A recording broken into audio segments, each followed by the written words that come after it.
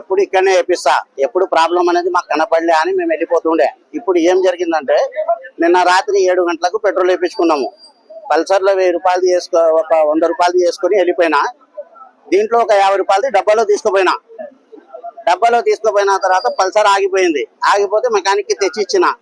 ఆయన ఏం చేసినా అంటే, అన్న నువ్వు తీసుకుపోయిన డబ్బా వెనక్కి తీసుకో, దీంట్లో నీళ్లు ఉన్నాయి, బండి స్టార్ట్ కావడం లేదని తెచ్చినావు, నేను పొద్దున చూసి ఓపెన్ చేయాలని రాత్రి పెట్రోల్ తీస్తే మొత్తం నీళ్లు వచ్చినాయి. వస్తే మేము వచ్చినాం, ఇడికి వచ్చే సౌకర్యం ఉండే.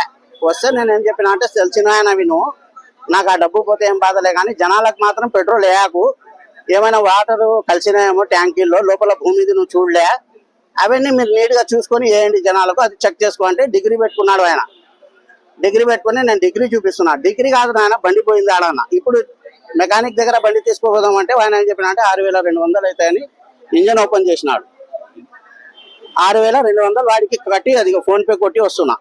ఈయనతో మాట్లాడదామని వచ్చే వరకు ఇంతమంది జనాలు ఉన్నారు ఇక్కడ. నేను ఒక్కటే కాదు, నా తర్వాత అందరు మునిగిపోయినారు. ఇప్పుడు బండ్లు చెడిపోతే ఎవరు మాకు బాధ్యతలు? పెట్రోల్ అవుతుంది 100 రూపాయలది, మనకు మైలేజ్ వస్తుంది, ఏదో పనులు అవుతాయని పోతాం.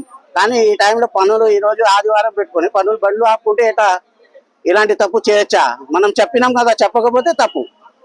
రాత్రి నువ్వు ఆపేసేయని నేను చెప్పినా కదా, వచ్చి అడిగినా కదా, కూర్చొని ఈ తాగి మాట్లాడిపోయినా. నా 50 రూపాయలు వెనక్కి ఇచ్చినాడు, డబ్బాలో ఉన్న నీళ్ళకి వెనక్కి 50 రూపాయలు ఇచ్చినాడు. కానీ బండ్లది ఉన్నది బాగుంటుందిలే, నీకు డిగ్రీ చూసినాం, అది బాగుంటుందని వాడినే చెప్పినాడు. పోయి చూస్తే ఇప్పుడు బండి చెడిపోయింది. పక్కనే షాపు రఫీక్ అనే ఆయన ఓపెన్ చేసినాడు, ఇంజన్ పని చేస్తున్నాడు. ఇది మా పద్ధతి. నా డబ్బులు ఎవరు ఇస్తారు? ఇక మీడియా వాళ్ళు మీరు ఎక్కడికి వరకు తీసుకుపోతారు తీసుకోపోండి, నాకేమైతే బాధలే. ప్రజలు నష్టపోకూడదు.